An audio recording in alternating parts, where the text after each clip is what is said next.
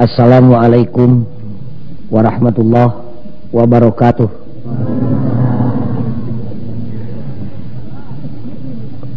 Innal hamdalillah usalli wa usallimu ala Rasulillah Muhammad ibn Abdullah wa ala alihi wa sahbihi wa mawalah.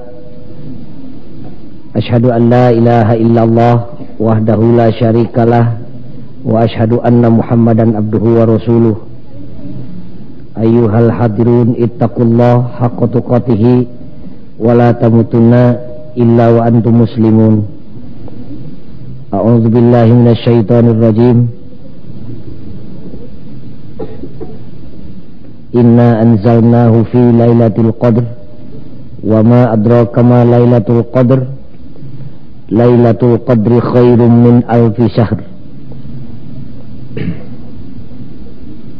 Dina ieu pangaosan disebat nama nuzulul Quran bari tafarukon para santri.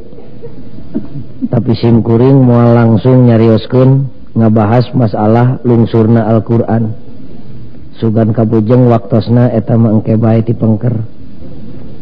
Ayeuna mah urang nyobi-nyobi luyu sareng ukuran simkuring dongkap ti dayeuh ka dieu panyawat urang dieu peryogi disuntik ku bahan nu parantos ku simkuring disayogikeun.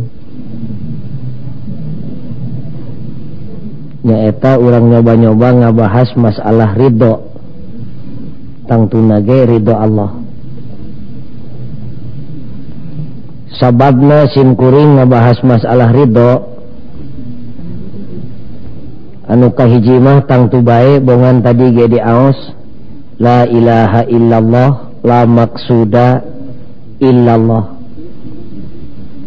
Teu aya hiji tingkah laku jeung teu aya hiji nawaitu nu dilakukeun ku jalmi mukmin muslim iwalti rek ngudag-ngudag karidhoan Gusti Allah.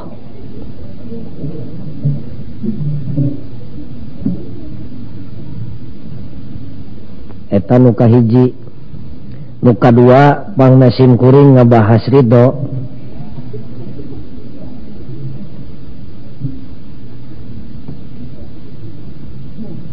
patali aya nu naros kapungkur nalika simkuring ngajak nganjang ka nagara deungeun-deungeun. Ketua Persatuan Umat Islam di Nagara Batur naros ka simkuring. Pertarosanana luyu jeung pertarosan salah sawios ajengan tadi nalika ngobrol di Lebet Bumi ajengan. Naon sababna Tuan Ghazali kitu pokna. Dina zaman kiwari teh jelema keur mejehna sono bogoh kana agama Islam. Baheula mah hadis jeung Quran teh siga milik santri we jeung kiai. Ayeuna mah tukang obat di sisi jalan oge teu weleh ngadalil. Baheula mah ilmu agama teh pabinihanana di kampung. Pabinihan ilmu agama teh di Tanjung Laya di pasantren di dieu. Ayeuna mah di kota ge jelema teh geus sonona kana Quran teh luar biasa. Teu ngarasa isin, teu ngarasa aib. Salah sawios perwira tinggi jenderal diajar alif ba ta sa. Bakating ku sono kana Quran. Baheula mah maca Quran teh ukur lafadna wungkul paralun ari kuduani kurah koreh ka jerona. Ayeuna mah dikarorehan eusining Al-Qur'an ku kolot jeung ku budak. Baheula mah lamun aya kecap ku basa Arab sanajan lain hadis meh dianggap hadis. Ayeuna mah sanajan nongerak hadisna lamun teu puguh rawina jeung sanadna mah jelema teh teu percayaeun.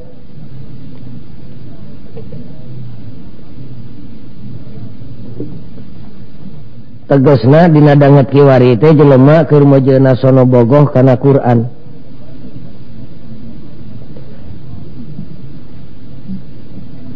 Tapi naon sababna ceuk nu nanya.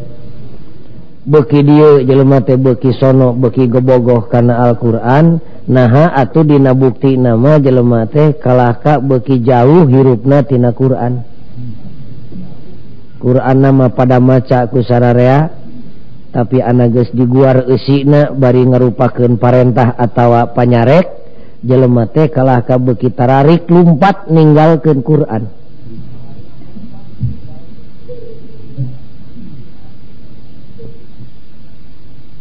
Eta pertanyaan nu kahiji.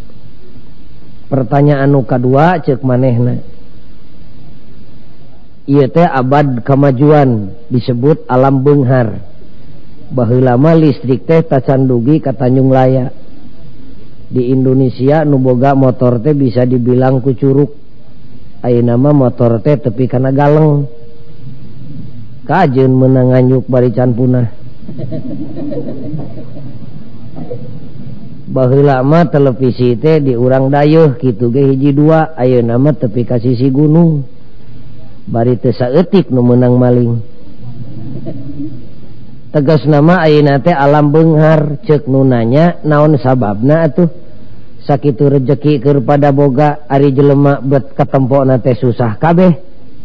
Kapan hayangna rejeki tepi ka teu dipilih halal jeung haram teh hayang bungah.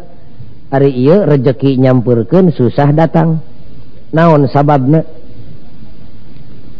Urang entepkeun deui pertanyaanana. Ilmu agama beuki baroga sadayana, tapi jelema tambah jauh hirupna tina agama. Malah terutami di desa Pihariwangeun. Baheula mah urang kota teh pamiceunan kagorengan disebutna teh di kota tempat maksiat, ayeuna mah tibalik. Da di kota mah danget kiwari jelema nu tahajud jeung duha teh teu kaasup jelema getol. Da urang kota mah duha 8 rakaat teh biasa, tahajud 11 rakaat ngahiji jeung witir teh biasa. Di desa mah waktu kiwari duka da asana boro-boro tahajud, lohorna ge dihijikeun jeung asar.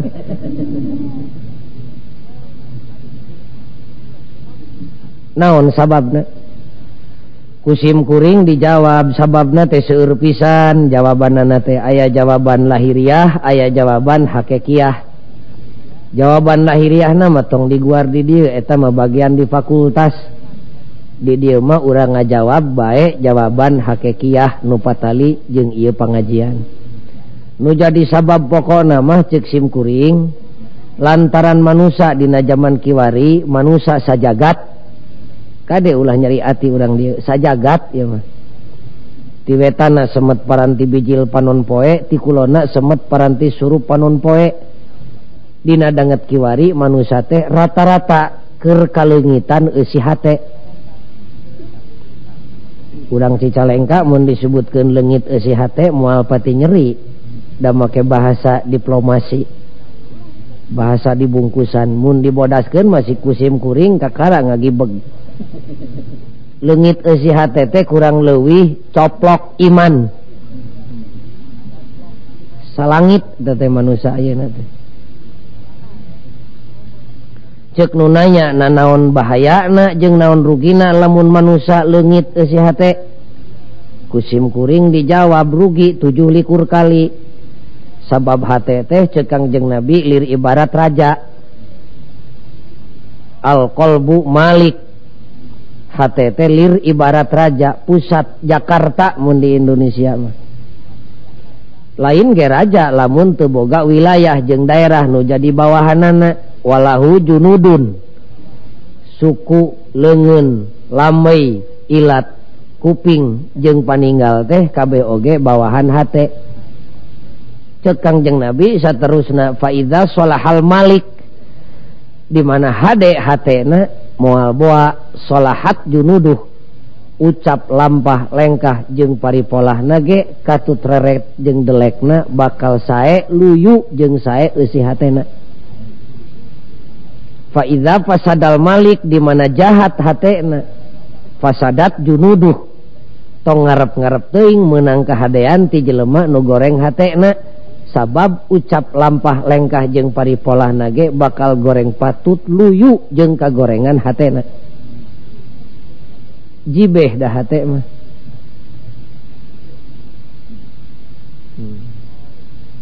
Eta bahayana teh. hate jelema nu sakitu pentingna kosong tina eusi atuh ceuk setan lakadalah.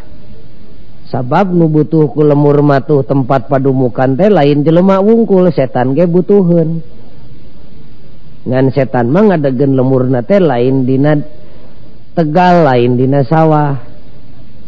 Tapi dina hate jelema setan keur neangan pilemureun ti baheula ret kana hate manusia kosong tina eusi, ngeplak lir ibarat Tegal nu teu kadeuleu tungtungna ceuk setan lakadalah. Leut we ngaleut setan 2 batalion. Mamawa meteran.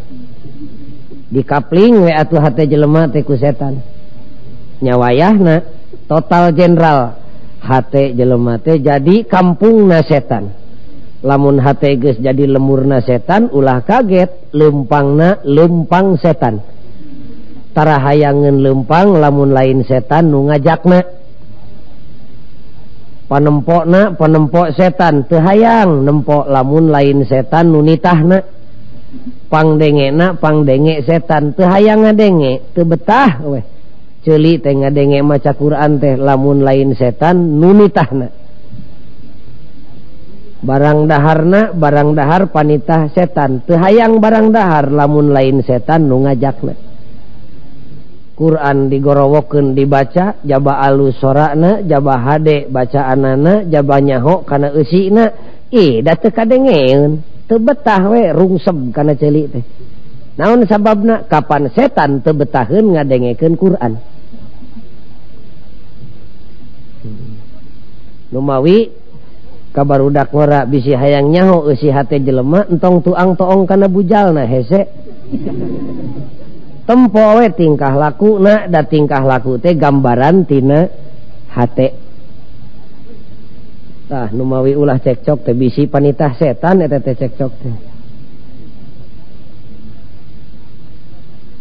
Kitu jawaban simkuring. Kanu nanya. Cek nu hadir di dieu nya atuh buru-buru naon eusi hate nu leungit teh da abdi mah teu rumasa leungit eusi hate. Da hate abdi mah eusi kan tenan we eusi. Hate urang ayeuna ngan lain eusi nu pantes dieusikeun. Da eusi nu pantes dieusikeun kan hate mah ngacleng ti bareto. Nya naon buru-buru atuh pagojali eusi hate nu leungit teh. Naon rupana jeung sabaraha rupa? Teu loba ngan 3 rupa. Nu kahiji eusi hate kaum muslimin nu zaman kiwari leungit teh. Raditu billahi robba hiji tah. Nu kadua wabil islami dina 2 tanu leungit teh. Nu katilu wabi muhammadin nabiyya wa rasula 3 tah. Ku kiai baheula masok dituluykeun wabil qur'ani imama wa hukma berat teuing tapi kadinya mah 3 nu leungit teh. Kasim kuring aya nu buncelik harita keneh. Teu rumasa leungit pagojali 3 kecap nu tadi mada abdi ge apal ti bubudak ge diajar. Ceuk sim kuring kan tenan we tina bibir mah teu leupas. Da ngacelengso teh tina hate. Nu matak abdi mah tina hate ge teu rumasa leupas da unggal poe ge diwiridkeun. Tabisi bisi nu hadir di dieu sami jeung nu nanya ka sim kuring kapaksa urang sundakeun bae tah raditu billah teh. Da loba jelema nu teu rumasa leungit dumeh katalar. Disagedengeun katalar kawasna bae teu rumasa leungit teh dumeh make basa Kangjeng Nabi. Ku basa Arab. Jadi teu karasa leungitna. Da asana mun disundakeun mah ebreh pisan leungitna teh. Mangga urang make basa Tanjung Laya. Raditu billahi robba nun Gusti. Jisim abdi pasrah, jisim abdi ikhlas, jisim abdi rela, jisim abdi ridho di pangeranan ku Allah. Geus leungit ta tepi kadinya encan da moal hadir ka dieu lamun teu ridho di pangeranan ku Allah. Nu mana atuh nu leungitna? Engke heula urang papai. Abdi Gusti ridho di pangeranan ku Allah. Pangeran nu mana? Pangeran nu ngaranna Allah. Kumaha dituna nun Gusti jisim abdi teu ridho ka bina-bina, bahasa kasar nama teu sudi abrig-abrigan mun nu mangeranan jisim abdi teh lain Allah. Da abdi mah ridho sote di pangeranan ku pangeran nu ngaranna Allah. Allah nu mana? Nu ahad, nu ngan hiji-hijina teu hayang teu sing boga pangeran loba. Kumaha mun pasea pan pangeran teh gagah, pasea nu gagah mah bakal ucutan kabeh. Abdi mah ridho sote di pangeranan ku pangeran nu ahad, nu lam yalid walam yulad, nu teu anakan nu teu incuan. Teu hayang teu sing boga pangeran nu loba anakna. Boro-boro loba boga anak hiji ge teu ridho. Rugi ibu boga pangeran nu boga anak mah. Usum urang barang penta da memehnya ah ka batur teh meureunya ah ka anakna heula. Allah nu teu anakan nu teu incuan, nu la ta'khuduhu sinatu wala naum. Abdi mah ridho sote di pangeranan ku pangeran nu ngaranna Allah, nu tara kaeuntepan ku panyakit nunutan kajeun saluk. Teu hayang teu sing boga pangeran nu sok sare. Rugi usum ngadoa abdi manehna keur malor. Da pangeran abdi nu ngaranna Allah mah tara kaancikan ku panyakit nunutan kajeun saluk. Ruksak jagat mun Allah nunutan. Pan bejana Nabi Musa kungsi dicoba. Bisi maneh teu percaya jeung can yakin yen Allah tara nunutan pek cekel Musa ta botol ku maneh ngantong sare. Pan nyekel botol teh Nabi Musa teh molotot atuh da jelema nya jurig tunu teh pan euteup kana tarang. Lain nunutan gebro we botol naragrag ceuk pangeran tah tempo mun kami nunutan saluk ucutan jagat.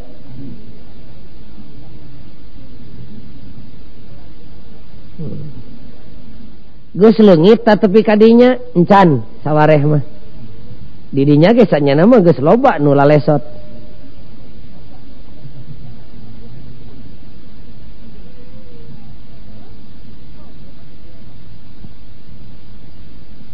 Enggak, udang teras gitu. Anu mana atuh pagojali nu leungitna? Ke karek tah hiji. Bieu teh nyebutkeun ridho di pangeranan ku Allah. Ari ngomong teh boga konsekuensi ceuk urang dayeuh mah. Boga akibat cara dahar ngomong teh. Di mana dahar seubeul aya akibatna, WC bagianana. Cara sare dahar teh. Di mana lalaki sare jeung awewe aya buahna bareuh beuteung.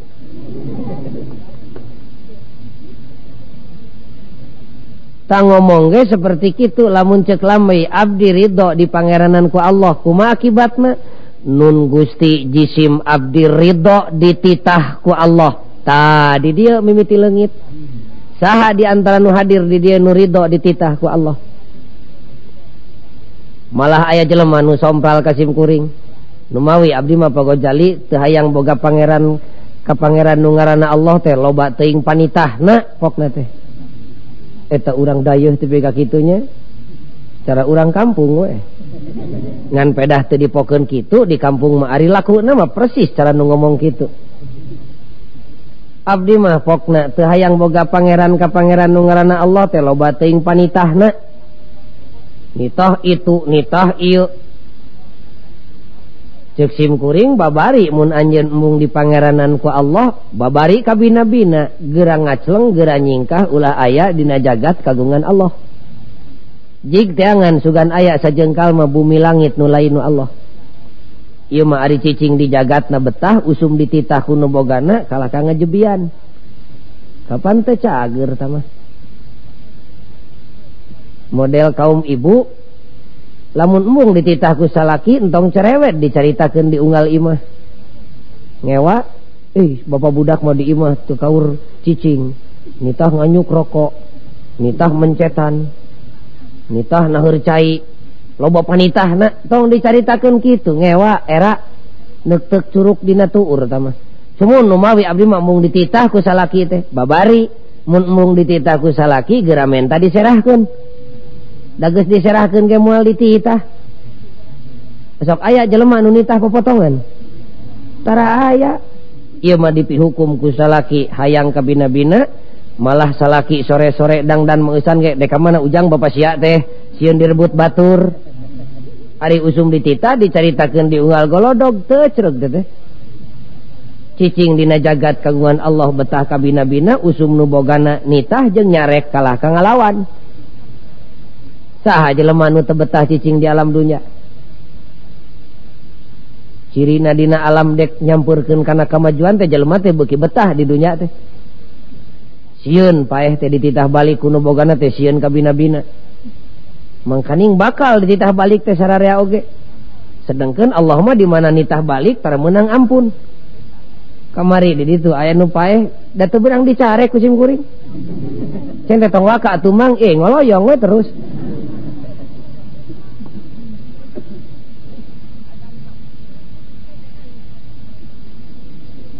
sedangkan Allah teh tukang nitah tah jelema nu ridho di pangeranan ku Allah mah urang Cicalengka kedah aya buktina kumaha buktina teh nun Gusti jisim abdi ridho dititah ku Allah ari datang nanti Allah mah panitah boro-boro anu hampang nu berat ge abdi ridho migawena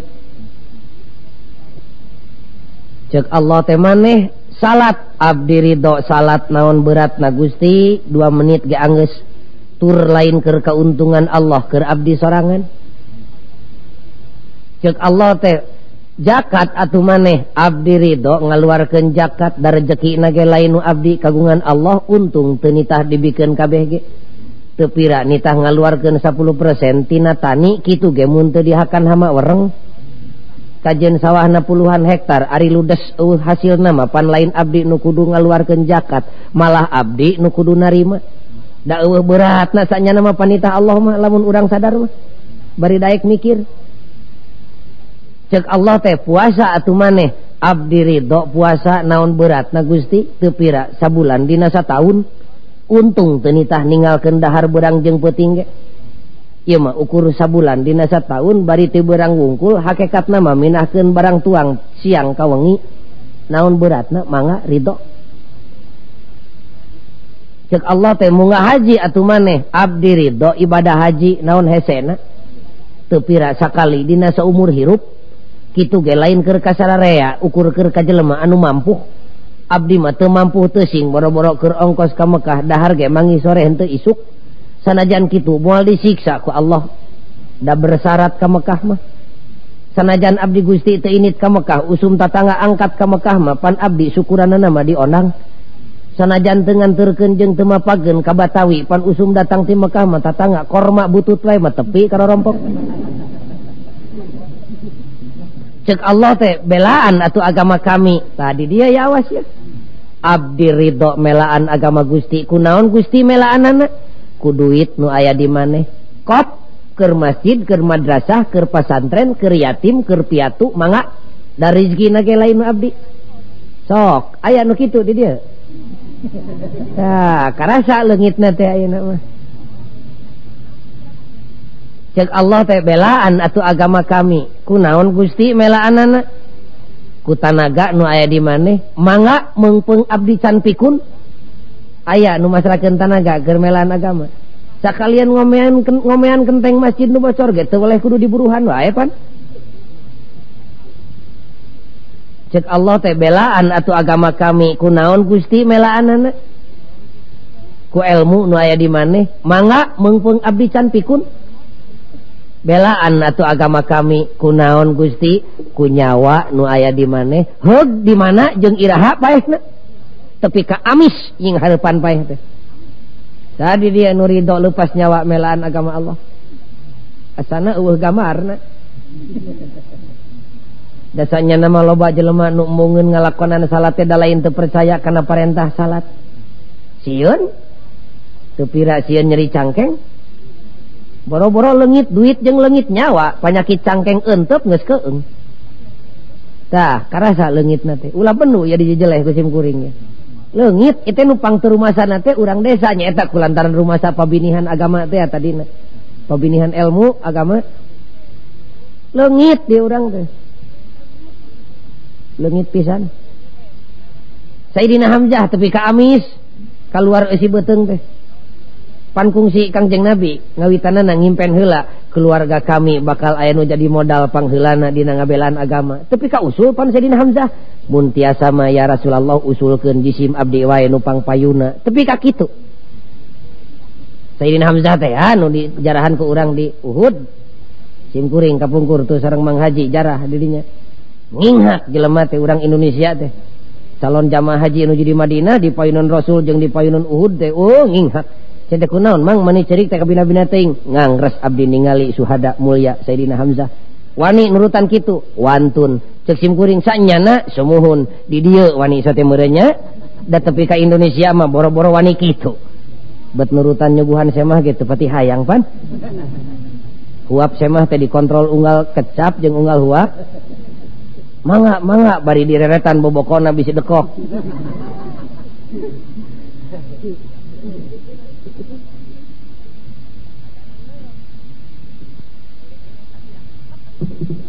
karaos ta leungitna tah leungit pisan tembung dititahna naon ge semun pokok jali dah abdi ge ridho dititah ku Allah mah kan tenan dina pelebah dititah mah loba nu ridho da Allah mah di mana nitah teu weleh nyadiakeun buruh jadi leungit lillahi ta'ala na teh dumeh inget kana buruhna we nu matak di payunan barudak mah ganjaran teh tong pati ditemong-temong teuing hariwang bisi ngagajleng ibadahna teh tina nawaitu lillahi ta'ala kana jual beuli jeung pangeran tapek maca salawat sakieu engke bakal babari boga salaki geredeg maca salawat aya ribuna geus aya genep 5 bulanna becan anu nyampurkeun wae pantungtungna jadi ngewa kana salawat aya ganjaran tengan payunan barudak tong pati ditemong-temong teuing hariwang barudak teh lain barudak umurna barudak sisirahna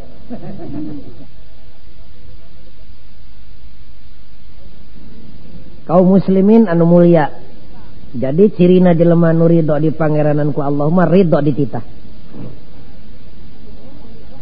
sumuhun lah ridho abdi ge dititah mah teu kaci teh lamun teu ridho dicarek sedangkan Allah lain wungkul tukang nitah tukang nyarek ta jelema nu ridho di pangeranan ku Allah mah nun Gusti jisim abdi ridho dicarek ku Allah asal Allah we nu nyarekna boro-boro karena perkara nu pait sanajan amis ari Allah manu nyarekna abdi ridho ninggalkeunana aya nu ridho dititah jeung dicarek wah sim kuring ge gamarna cek kaum ibu teh abdi teh resep Gusti ari nyaritakeun mitoha teh nyada awewe mah di mana-mana jeung mitoha teh siga ucing jeung beuritnya lamun teu nyaritakeun kegorengan mitoha samenit teh awewe mah lolobana tepi ka oyak bibir teh awewe di dayeuh mah ari di kota mah teu kabilang nu kitu teh di desa mah di kota mah ukur nurutan urang desa resep abdi teh nyaritakeun kagorengan batur teh kitu so teh Gusti sugan teh teu dicare ku Allah geuning ayeuna mah tos terang abdi teh yen kalakuan kitu teh dicare ku Nu Maha Suci abdi ridho ngeureunkeunana cek barudak ngora teh abdi teh resep Gusti nginum arak teh tadi saseloki mah 2 seloki hayang ngajaran jadi jelema teu ecreug abdi teh 2 menit mah nya kapan mabok teh teu ecreug jadi geus cager eta jelema mah hayang ngajaran teu cager di Bandung mah Gusti nu agung Gusti tepi ka kitu da meujeunna atuh di Bandung mah pan ilmu agamana ge pangirim ti kampung sanes ngan lamun di kampung aya nu kitu kabina-bina eta mah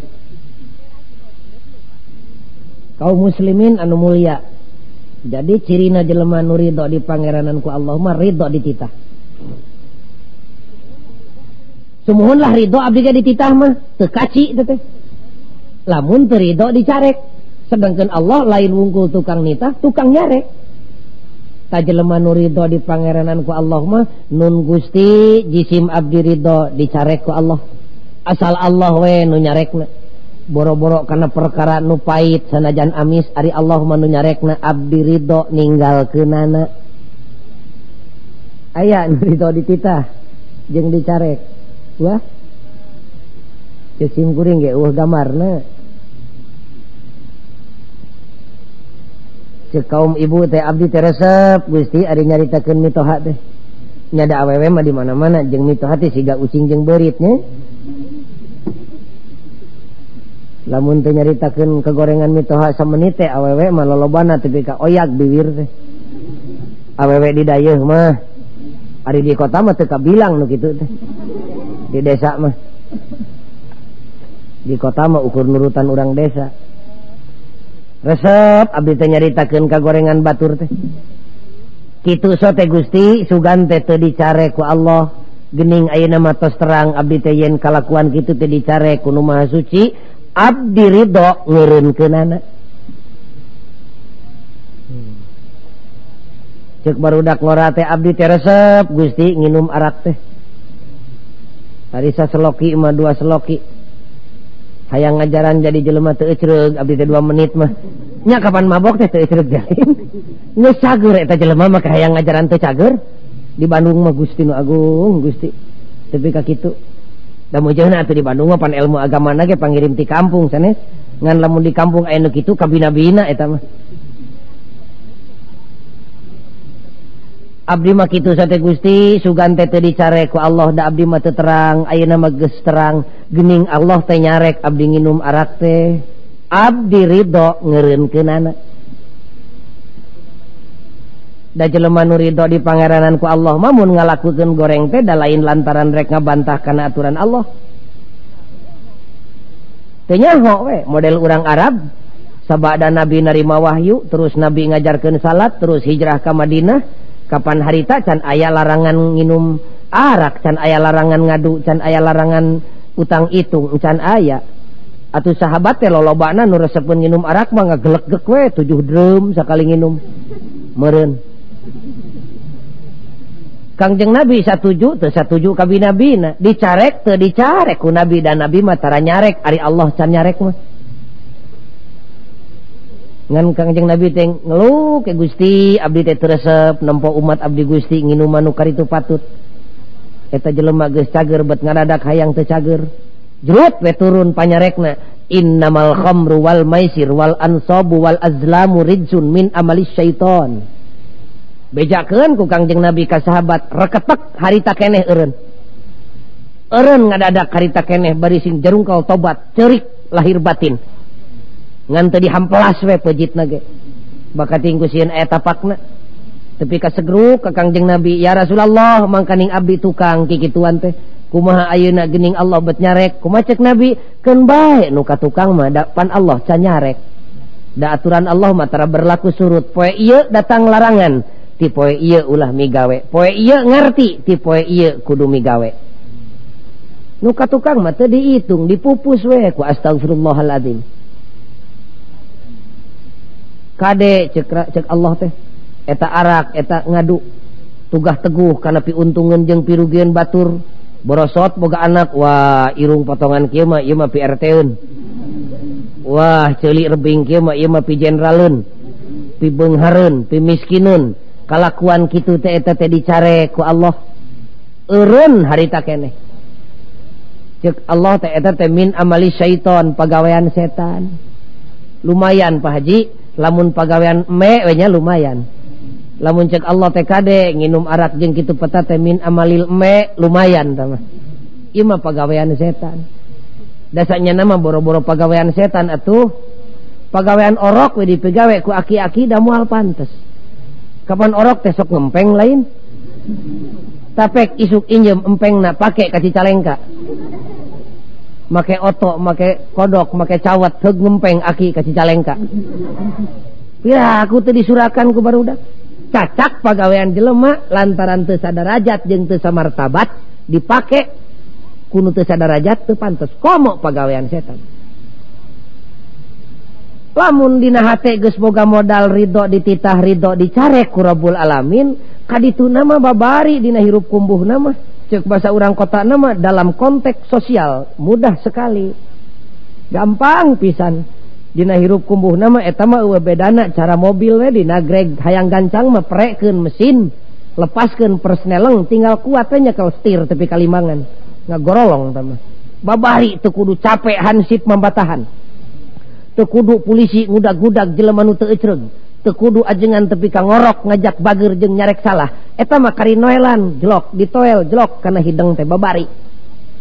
Babari kumaha kari ngagorolongkeun da geus boga modal ridho dititah ridho dicarek kumaha kadituna nun Gusti jisim abdi ridho nyarek batur. Nu hadir di dieu ridho nyarek batur. Ridhonya nyarek manaon susahna. Nu ridho di pangeranan ku Allah mah lain ridho nyarek batur wungkul tapi ridho abdi Gusti dicarek ku batur. Asal nu nyarekna we bari panyarekna cocok jeung dauhan Gusti Allah. Boro-boro bijil ti jelema tangkal kai nyarek salah ka abdi didenge ku abdi. Asal eta omonganna cocok jeung dauhan Allah. Boro-boro bijil tina sungut jelema tangkal kai oge digugu pan urang mah lain lamun budak negor ka kolotna teh bah eta teh lepat abdas kitu peta teh cucungik sia budak ololeho pan kitu lin. Tara kitu jelema nu ridho di pangeranan ku Allah mah. Ridho pisan. Boro-boro bijil tina bibir jelema kajen bijil tina bujur hayam ari enog rontok. Kajen bijil tina bujur widadari misalna ari hitut cocokan irung. Ngan moal aya widadari hitut. Da suci tah mah. Ridho nyarek ridho dicarek, ridho negor ridho ditegor. Abdi Gusti ridho narima pamere ti batur. Ridho ibu dibere ku batur. Ridho naon susahna nangkarakeun leungeun. Teu kaci teh ridho kieu wungkul mah kudu ridho kieu. Abdi Gusti ridho dibere batur, abdi ge ridho mere batur. Abdi ridho narima pamere, abdi ge ridho ngaluarkeun perkara pikeun kabungahan batur. Abdi ridho nyalahkeun batur, abdi ge ridho disalahkeun batur. Asal nu nyalahkeunana bari nyalahkeunana teu patukang tonggong jeung dauhan Allah Rabbul Alamin. Sok pilihan dah aya nu nyesa dina hate hiji mah. Asana mah ludes asana mah. Ningali gamarna siga kieu mah. Da hadir ka dieu ge tadi sim kuring sakitu jauh paneula sim kuring beda sajam jeung mustamina teh. Ari dalilna mah loba kunaon telat nu mawi telat tarawehna di abdi mah. Sumuhun lah pagojali cerewet-cerewet deing enjing mah abdi ge bade ridho seperti nu bieu teh ya. Nya hatur nuhun paberihan ridho ti bareto encan. Niat-niat atuh ti ayeuna. Nya edek isuk mah waspada ka para santri. Sing jadi mubalig nu mampu engke mereskeun masalah ieu. Waspada. Sabab loba jelema nu nawaituna rek mikaridho Allah tapi lain dina jalan nu dipikaridho ku Allah. Tungtung nama tinimang menang pala kalah kapalu. Mangkaning ayeuna usumna. Pan kitu ngomongna teh cerewet deing lah. Pokona menyembah we ka Tuhan yang Maha Esa. Manunggal jeung Allah menyembah sujud. Ibadah nama sabisana we tong cerewet da agama mah kabeh oge bener. Pan kitu pokna teh.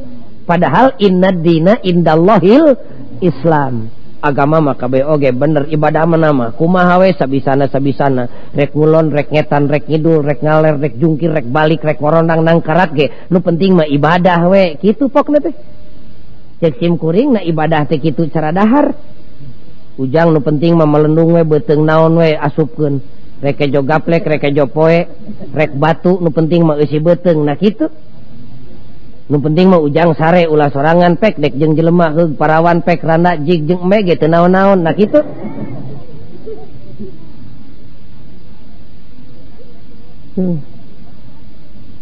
Cuman kada kumaha tuh abdi ari rek mikaridho Allah teh supaya dina jalan nu dipikaridho ku Allah. Ulah keung. Jut we pangeran nurunkeun agama pinilih menang milih anjeunana cek pangeran teh ulah ragu-ragu yeuh innad dina indallahil Islam gubrag we lungsur agama Islam cek pangeran teh bisi maneh rek mikaridho kami kade ulah keluar dina jalan nu dipikaridho ku kami nyaeta agama nu menang milih kami Islam ngaranna. Anak gubrag teh Islam lungsur ke alam dunya katarima ku jelema nu geus boga modal dina hatena ridho di pangeranan ku Allah ridho dititah jeung dicarek teu hararese datangna Islam teh dirawu dipangku dipikasono dipikabogoh disambut ku lahir jeung ku batin ku macet bibirna wabil islami dina osok aya nu nerangkeun kieu teh osok tara cek bibirna teh wabil islami dina. Kumaha cek hatena nun Gusti jisim abdi ridho di agamaanku Islam. Kumaha kadituna abdi ridho dititah jeung dicareku Islam. Ari agama Islam mah nu nitah jisim abdi boro-boro nu hampang sanajan berat abdi ridho migawena. Ari bijil tina agama Islam mah boro-boro nu amis sanajan boro-boro nu pait sanajan amis karasana ngeunah ku abdi. Lamun agama Islam nu nyarekna abdi ridho ngeureunkeunana. Mangkaning agama Islam teh agama nu pang cerewedna, jaba cerewed teh colonos. Cara ucing ari asup teh tara bebeja. Agama Islam ge kitu. Colonos ka mana-mana, nutur-nutur di mana amprok jeung salah, teu pilih bulu, teu panca kaki, teu ka santri, teu ka kiai, teu ka kopral, teu ka jenderal, mun katempo salah kontan nyarek. Ih, ngeunah we, da ridho kanu ngirimna. Ari pangirim tinu dipika ridho mah tinu dipika cinta boro-boro perkara anu ngeunah nu teu ngeunah ge ngeunah we tinu dipika cinta mah. Pamere ti kabogoh ngeunah we. Pan ieu aki-aki nu hadir di dieu teh piraku keur ngora mah teu kungsi bobogohan nya. Ngan beda bobogohan kolot baheula jeung budak ayeuna. Da kolot baheula mah bobogohanna teh paling minangka pang royalna teh dina antara galeng jeung galeng. Siligupai ku carecet baheula mah.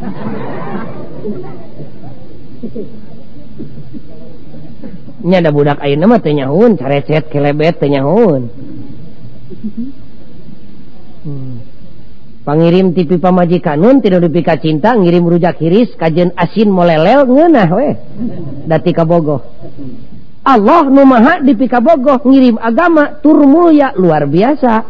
Dati kaharti ku akal mun nolak. Bohong tah cintana ka Allah teh mun nolak kana pangirimna. Kumaha cerewed? Mangga sanajan cerewed. Kumaha colonos? Mangga sanajan colonos. Nutur-nutur ka mana-mana Islam. Ibu init ka pasar dek dagang. Usum ngajual beas, di mana meuli letteran ditotog. Di mana ngajual letter diganjel ku lilin, da teu nyaho teh. Lol Islam nyampurkeun kana letteran. Wailul lil mutaffifin. Awas narakawel keur jelema nu ngurangan atawa nambahan timbangan. Reketek eureun harita keneh. Bari kumaha ceuk bibirna? Astagfirullahalazim. Abdi teu terang kieu sote Gusti. Sok aya nu kitu tah. Kalaka amek ka kiaina ge cerewet deung kiai teh. Kitu pokna teh. Utrak barudak ngora ngobrol jeung pipa majikaneun dihanapeun tangkal kersen. Lila teuing waktuna tepi ka tengah peuting. Lol Islam nyampurkeun kadinya. Wala taqrabuz zina innahu kana fahisah. Raketak eureun. Boro-boro prungna jinah teh perkara nu bakal ngadeukeutkeun kana migawe jinah ge singkahan. Jauh geuwat. Teu amek. Kecewer kahampangan nying hareup ka belah kulon. Lol Islam nyampurkeun. Teu sopan. Sabab ti Indonesia kiblat teh aya di belah kulon. Teu sopan tah kahampangan teh ngaler atawa ngidul. Mengkol teu amek. Tangunyar keur kulem sampean ka belah kulon. Lol Islam nyampurkeun kana tempat tidur. Ceker. Teu amek. Dipengkolkeun we harita keneh oge. Pendekna naon bae nu dicarek ku Islam. Mani ridho, mani nikmat ngeureunkeunana teh. Tara amek, tara kerung. Pandi urang mah gerapek mun aya nu karek diajar ngaji ka ajengan. Heug ajenganna heuras teuing ngomongna, da tara 2 kali ngelol. Kamana ari Mang Anu nu mawi teu hoyangeun ka dieu. Nah kunaon Mang teh hayang ka ditu Mang? Lah sebel nyiniran ka dewek pokna teh. Lain nyiniran da Islam mah lain tukang sisinir, tukang toplak. Islam sok tak pilihan aya nu nyesa di dia. Keheul atuh da. Mani agul dumeh baheula pasantren aya di desa pugu ayeuna desa nu pangheulana ruksak.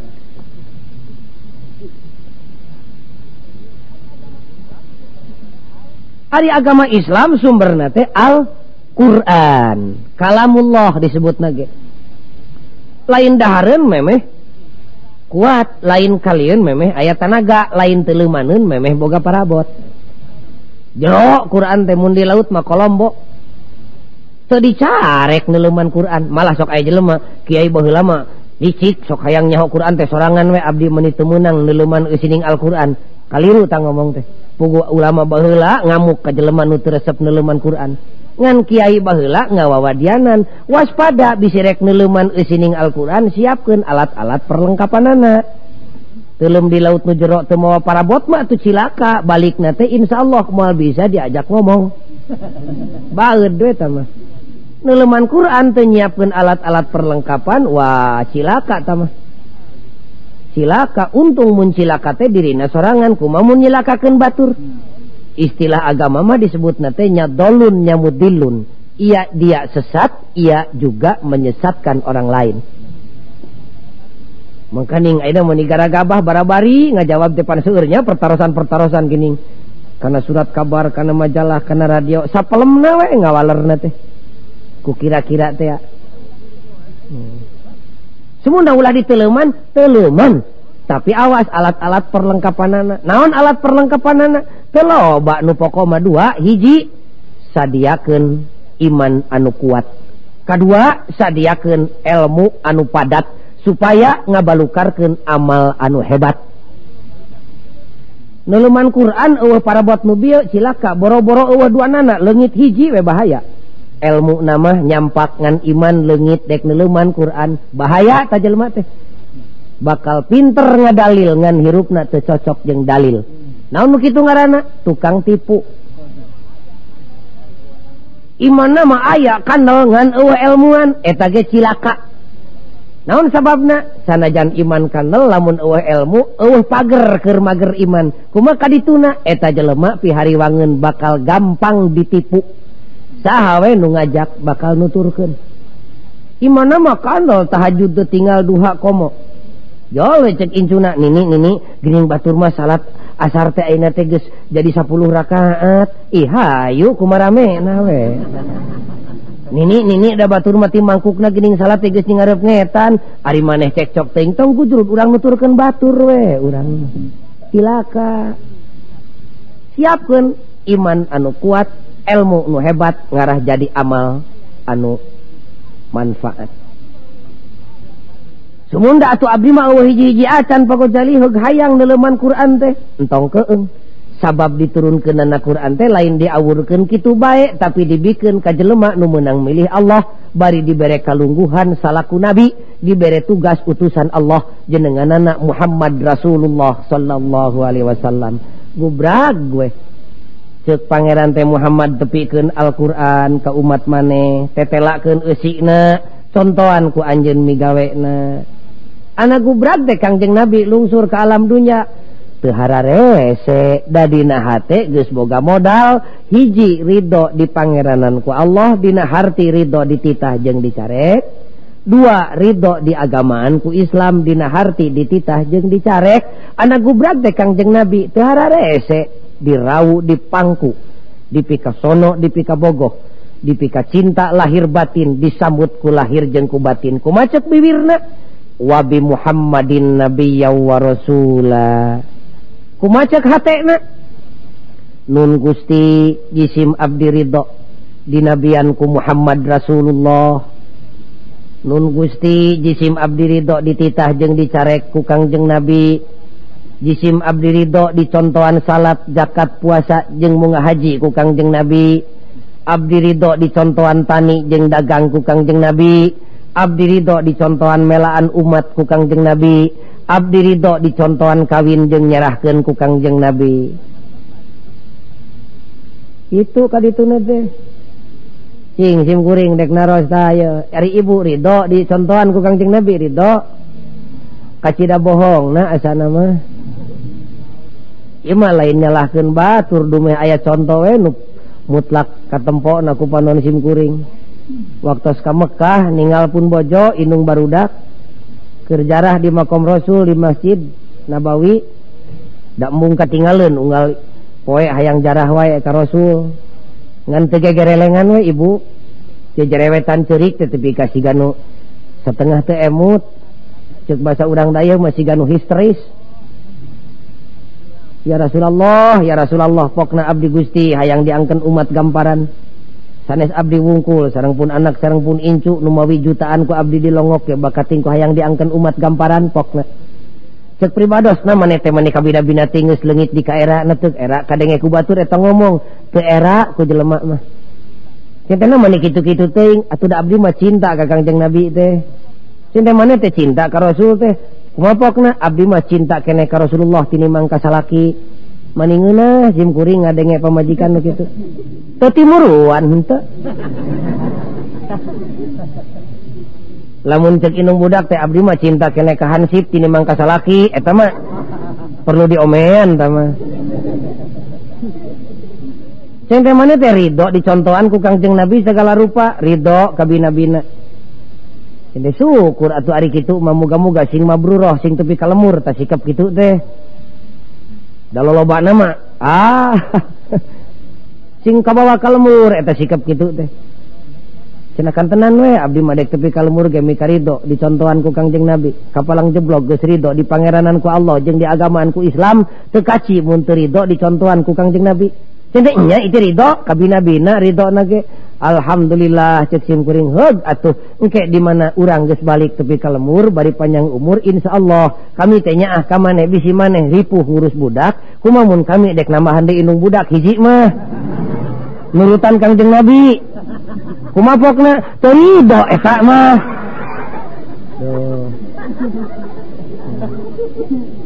teu ecreugna teh nya bohong dah di dia awewe nu ridho di kitu da eta teh musuh awewe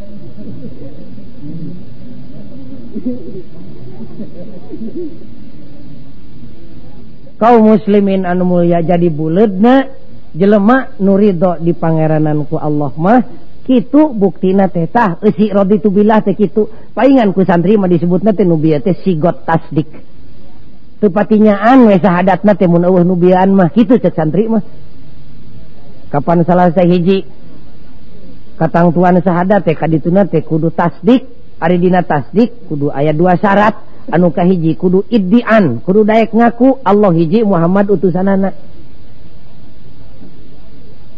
sabada nyaho kudu diaku ari nyaho teu diaku mah teu jadi da parantos ngaku maka Kangjeng Nabi nu matak sahadat ge teu pati kaci teh cek ahli tauhid mah lamun syarat nu kadua can bijil naon syarat nu kadua kudu qabul naon qabul teh kudu daek narima kanu datang ti Kangjeng Nabi nu kaunggal dina surat Al-Hasr teh wa ma atakumur rasul fakhudhuhu wa ma nahakum anhu fantahu itu anu mawi disebut buktina jelema nu iman sidik anu bener-bener iman teh bijil tina bibirna teh raditu billahi robba wa bil islami dina wa bi Muhammadin nabiyya wa rasula eta teh ikrar para sahabat dina nalika haji wada itu teh nu mawi meungpeung tengah peuting ieu memeh ngeusan ngajina sok sing ikhlas ulah heureuy sok urang baca jeung sim kuring bareng bismillahirrahmanirrahim raditu billahi robba wa bil islami dina wa bi Muhammadin nabiyan wa rasula amin ya Allah ya rabbal alamin kumaha mun geus tepi kadinya ngaji teh nya da seueur keneh acara na ieu teh kat bismillahirrahmanirrahim Allahumma inni as'aluka imanan kamila wa yaqinan sadiqa wa qalban khashi'a wa lisanan dzakira wa rizqan wasi'a wa halalan tayyiba wa taubatan nasuha wa taubatan qabla al-maut wa rahmatan indal maut wa maghfiratan wa rahmatan ba'dal maut wal afwa indal hisab wal fawza bil jannah wan najata minan nar birahmatika ya azizu ya ghafar rabbi zidni ilma wa alhiqni bis salihin amin ya Allah ya rabbal alamin. doa pergi tawaf teh eta teh mah nya pan loba anu can apalnya bade teh ka Mekah teh rusuh teuing pan ka Mekah can apal di kodoan we ayeuna ta doa anu bieu Rabbana atina fid dunya hasanah wa fil akhirati hasanah wa qina adzabannar wassalamu alaikum warahmatullahi wabarakatuh.